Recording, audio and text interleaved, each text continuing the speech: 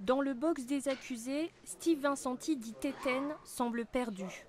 Devant lui, la partie civile, très nombreuse, fait bloc. D'une voix faible, il explique que son geste fatal sur la victime, Michael Végel, est le résultat de plusieurs altercations violentes.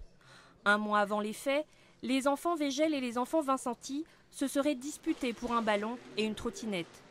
Pendant plusieurs semaines, la tension entre les deux familles voisines monte pour atteindre son paroxysme le 29 mars 2013. Ce matin-là, après une énième altercation entre les deux hommes, Vincenti serait monté dans son appartement pour récupérer un fusil. Se sentant menacé par Michael Végel, il aurait tiré sur la victime, qui va s'effondrer. Michael Végel décédera le lendemain. Renvoyé aux assises pour assassinat, Steve Vincenti a toujours nié avoir prémédité son geste. On ne peut absolument pas le croire là-dessus. C'est son jeu de laisser entendre qu'il n'a pas volontairement donné la mort à Michael Végel. On sait pertinemment que c'est faux. Son objectif est effectivement d'aller le moins longtemps possible en prison.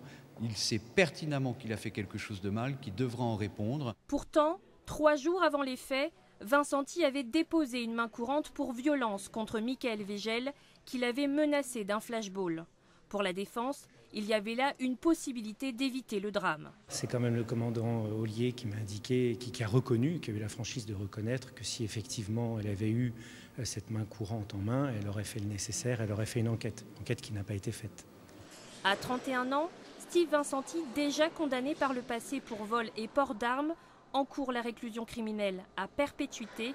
La Cour et les jurés ont 4 jours pour se faire une intime conviction.